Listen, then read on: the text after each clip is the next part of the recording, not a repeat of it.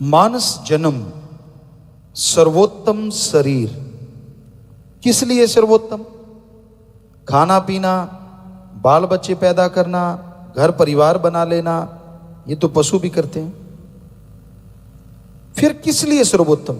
Science के नए नए साधन, पंखे हैं, कूलर हैं, एसी है, माइक्रोफोन है, और नेट मीटिंग आजकल कहीं बैठे कहीं के कहीं दिख रहे हैं, बातें कर रहे हैं, रॉकेट है, हवाई जहाज है, कुछ क्या से क्या बन गया।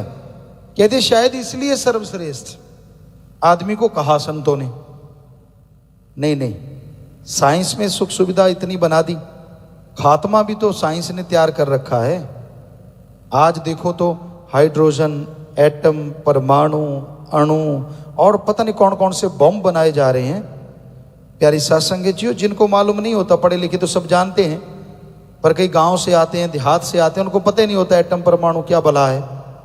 वो जब बम छोड़ देते हैं तो मान लीजिए कोई ऐसा बम छोड़ दिया तो 100 किलोमीटर तक, कहीं भी बम फेंका उसके 100 किलोमीटर तक या 50 किलोमीटर तक जो हवा है वो आग से भी कई गुना बढ़ के गर्म हो जाती है, और जो चीज भी उसमें आती, ईंटें हैं, पत्थर हैं, सब कुछ पिघल के पानी बन जाता है। आदमी की तो बिसात क्या, कहाँ बचेगा? कुछ भी नहीं बचता, इतनी ज्यादा गर्मी हो जाती। ऐसा बम है वो, इतने लाखों करोड़ों को मार देता है।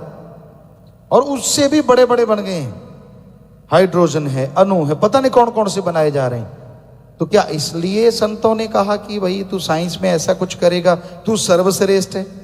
नहीं नहीं, सिर्फ एक ही कारण है। ऐसा तो पशु आगे हैं अगर ऐसा देखा जाए। कारण वो ये है कि आदमी के शरीर में रह के जीवात्मा प्रभु अल्लाह वाहिगुरु राम का नाम लेके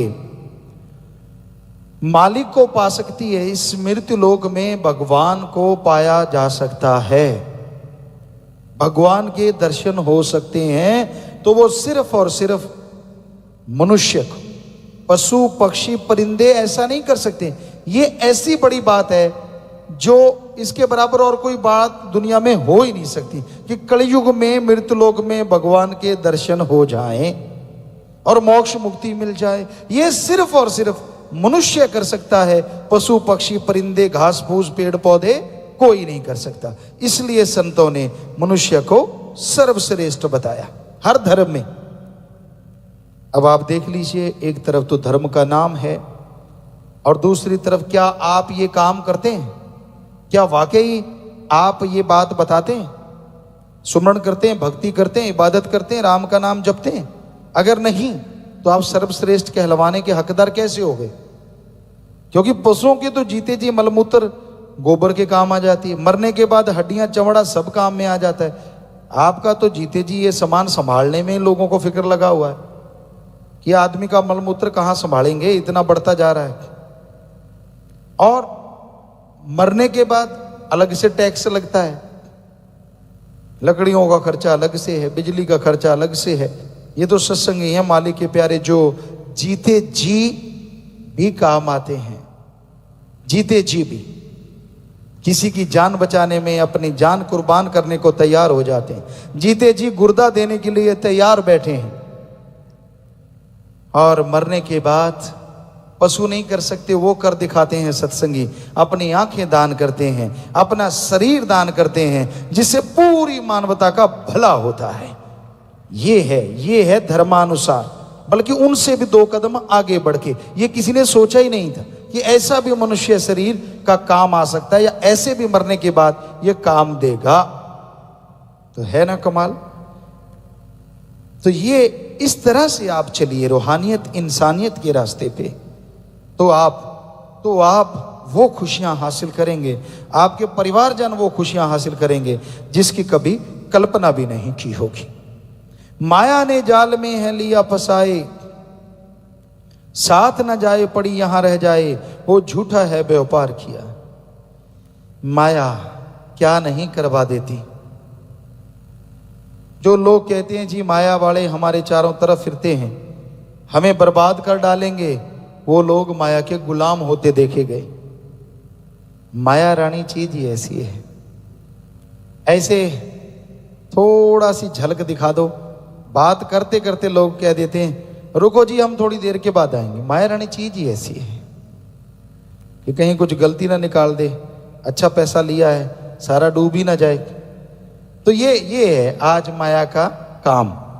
ये झूठ को बढ़ा चढ़ा के पेश करती है माया रानी और सच को दबा देती है, लेकिन सूरज बादलों के दबाने से कभी दबा नहीं करते। राम नाम, अल्लाह मालिक का नाम माया के फंदों को पल में बिखेर देता है। ये माया के फंदों का गुलाम नहीं बनता। राम नाम में इतनी शक्ति है, राम नाम में इतनी ताकत है। तो राम नाम के रास्ते पे जो चला करते हैं, मालिक से जो सच्चा प्यार इश्क किया करते हैं, अरे उनके बंद बंद कट जाया करते हैं, पर जुबान से उफ तक नहीं आया करती। ऐसा इतिहास बता चुका है। और जो माया के गुलाम होते हैं, जिंदगी भर ठोकर खाते हैं, चंद नोटों के लिए वो अपना जमीर बेच देते हैं। दुनिया थू थू करती है और आगे दरगाह में नरक दोजख में उनको जलना पड़ता है। तो माया का जाल सुनहरी है। माया के सब्ज बाग बहुत बड़े सब्ज बाग दिखाए जाते हैं माया से। तो ठगी मारेगा, क्या मिलता है तनख्वाह से, बता कितना कमा लेता है। सीधी बात यहां से शुरू होती है, कितनी तनख्वाह है तेरी? 10,000 महीना, 15,000 महीना, 20,000 महीना। हम 10 लाख देंगे, हम 20 लाख देंगे, हम 30 लाख देंगे, हम करोड़ों देंगे। आदमी हिल जाता है। कैलकुलेट करते हैं पढ़े लिखे, यार साल का 10,000 से देखे तो 1,20,000 ही बनता है, और जो बैठे बिठाए 50 लाख दे रहा है। हाल हर्ज क्या है? यही तो आप भूल रहे हैं। माया होई नागणी जगत रही डहकाए, भरमा रही है लोगों को। जमीर दीन ईमान डोल रहा है लोगों को। माया होई नागणी जगत रही डहकाए, जो इसकी सेवा करे उसको ही ये खाए। ये माया के जो गुलाम हैं, जो माया के पीछे अपना दीन ईमान धर्म बेच देते हैं, ये माया ही उन्हें तड़फाती रहती है। चैन की नींद कभी लेने नहीं देती। आती बड़ी सुंदर लगती है। आपको बताया ना, कैलकुलेट करते हैं यार 10,000 महीने का मिलेगा 1,20,000। क्या मिला? और कहाँ बैठे बिठाए 20 लाख, 30 लाख, 50 लाख, इतने बड़े बड़े सब्ज बाग दिखाए जाते हैं। तू विदेशों में उड़ना जी, तू फलां जगह उड़ना जी, तू फलां करना जी, तू फलां करना जी। ये नहीं पता भाई, पाप जुल्म का कुछ भी कमाओगे तिल तिल पड़ेगा भरना जी, तिल तिल पड़ेगा भरना जी। चाहे यहां रहो चाहे कहीं भी जाओ, लेख जाणगे नाले ना जा बरमे नु।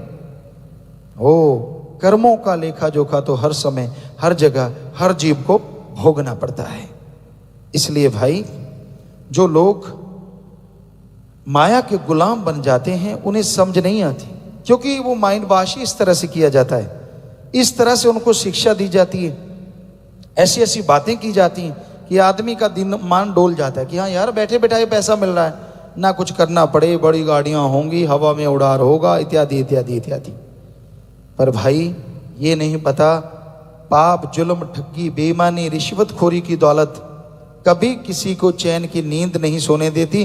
बाकी तंदुरुस्ती तो दूर की बात, डर लगा रहता है, परेशानियां बढ़ती चली जाती हैं, सारी जीवन की आज़ादियां खत्म हो जाती हैं।